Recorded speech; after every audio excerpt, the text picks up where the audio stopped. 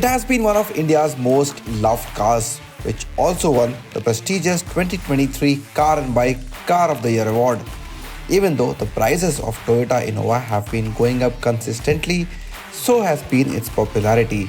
In its latest avatar as the Hycross, the car has crossed the 30 lakh rupee price barrier, but even that hasn't stopped the buyers from coming to Toyota showrooms. But now there's a challenger, and the challenge has come from within the family with this, the Invicto. So of course it's an obvious question, right? Which one of these two to choose from, the Maruti Suzuki Invicto or the Toyota Innova Hycross? Yes, there's very little that separates them, but there are some key differences as well, including the cost at which they come. So today in this video, we're helping you decide which one of these two suits you more.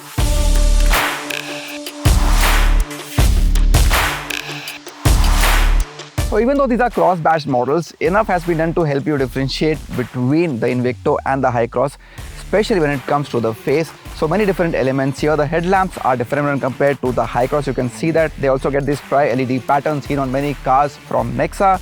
And importantly, fog lamps are missing on the Invicto.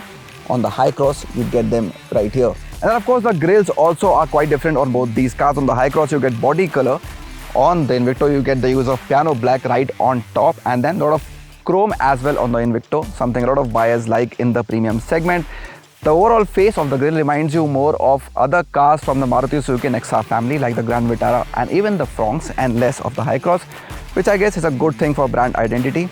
And then you come towards the profile. One more key difference are the alloy wheels on both these cars. So here you get different look on the Invicto, which I think personally looks better to me. And then another key difference is the size. So on the Hycross you get 18-inch wheels, on the Invicto one size lesser. The rear is where these cars resemble each other the most, with their similar looking lamps, skid plates and spoilers. So overall, when it comes to exteriors, it's not exactly a Baleno Glanza kind of a story where the cars are exact clones of each other, barring the logos and badges. But it's also not a Grand Vitara urban cruiser high rider like scenario where the differences are much more stark. The Hycross and the Invicto are somewhere in between. While the former is available in 7 color options, including this new blackish Ageha glass flake, the latter has 4 options, including the signature Nexa blue. How's the story when you get inside these cars? Let's see. The cabins of both these cars are loaded with features and absolutely justify the segment these cars are present in. A lot of highlights here. The big 10.1-inch touchscreen system, it's good to use and it's compatible with the wireless Apple CarPlay and Android Auto. That's a nice thing. However, the quality can be a bit better, especially when you compare this to some other cars from Maruti Suzuki, including the Grand Vitara. You get a nicer, clearer view. The 360 view of the camera is much better, definitely. Apart from that, you get a 2-zone climate control, one for the front row, one for the second row. That's really nice. You get electric driver's seat, which also is a good addition. And you also get 2 memory functions with that seat. Importantly, both the front seats get ventilation as well, so that's nice. And I like the way this dash has been designed with the gear lever integrated into the dashboard. Leaves you more space here to keep your stuff. Once again, distinction between these two cars when it comes to colors that are used. Both have dark themes, but on the Invicto you get a combination of black seats and use of this golden color on the doors on the armrest. On the Hycross you get a combination of dark brown and silver. A key difference is that while the Hycross gets the superior 9-speaker JBL premium sound system, the Invicto has to make do with a 6-speaker unit. On both cars, you can buy a dash cam, air purifier and a wireless charger as accessories, while a dedicated app ensures that the Invicto also gets ambient lights as an option. Now here's why you might end up liking the second row of the Hycross a bit more than the Invicto. Yes, you do get captain seats on both these cars, but it's only the Hycross that offers you Ottoman seats as well. That really adds to the comfort, gives you more calf support, and you like that especially on long journeys. So this seat can convert into a lounge and you can actually lie down and spend long hours in the car. Another good thing is that the Settings for ottoman seats as well as the recline function on the car is electric, which is not the case on the Invicto, so that's a miss on the Maruti. Apart from that, pretty similar features on both these cars. You get these middle tray here with cup holders. That's a nice feature to have. You have center armrests as well, and you also have curtains on the windows apart from a huge panoramic sunroof. You also get the option of bench seats in certain trims to accommodate an extra passenger. The third row isn't very spacious on either of the cars, but the good thing is that you get AC vents, charging ports, and yes, adjustable headrests for all three passengers. And yes, there's an electric tailgate too on both cars.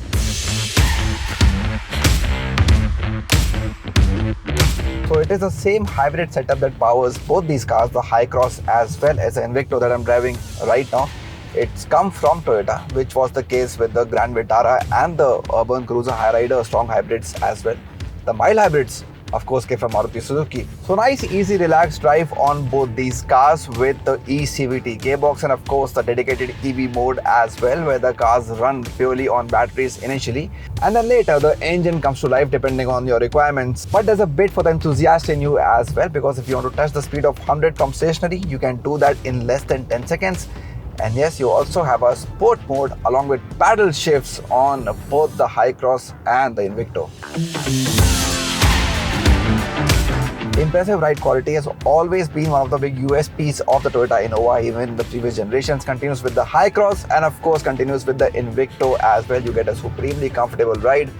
Doesn't matter whichever row you're sitting in, this is guaranteed on the car. But have the one-sized smaller wheels specifically made any difference to ride quality in the Invicto? Well, if it has, then it has probably made the experience even more supple on this car. So not a big difference between the Hycross and the Invicto, but definitely the smaller wheels help here.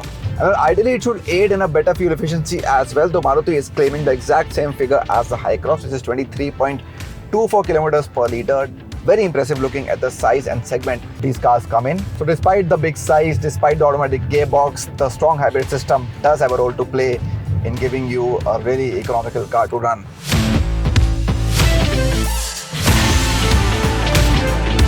There are also three drive modes to choose from on both cars: Eco, Normal and Power, which alter the character to ensure a more economical or a sportier drive depending on what you want.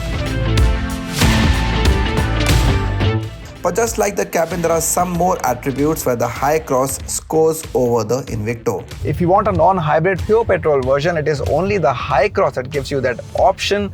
The Invicto only comes in the strong hybrid version. Of course, the fuel efficiency drops down to around 16 kilometers per litre. But there's definitely many more trims and variants to choose from on the Hycross.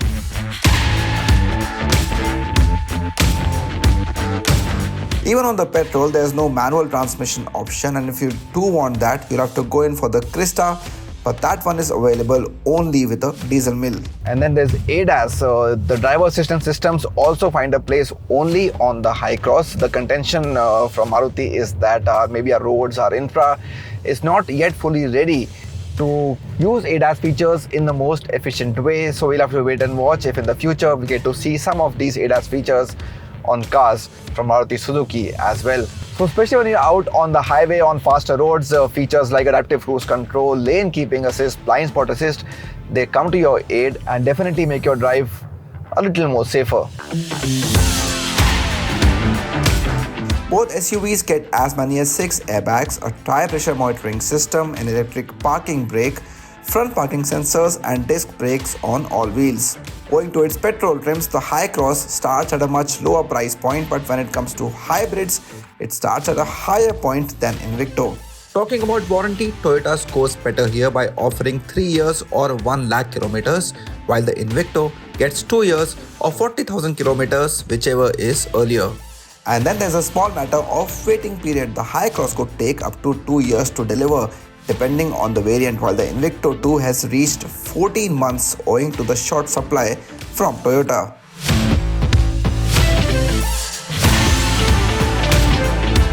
So while the ride and feel are pretty much the same, it is the Hycross that gets a lot more features when compared to the Invicto. But remember, all of that comes at a price. What you see here are the top trims of both these cars, and the Hycross is a whole 1.8 lakh rupees more expensive than the Invicto, and that's a huge difference. Let us know in the comments below which one of these two will you choose. Will you save some money and go for the Invicto, or spend some more money and buy the Hycross with some more features? Thank you so much for watching Car and Bike. If you like this video, please do like it and share it with everyone you know. And if you still haven't, please do subscribe to Car and Bike.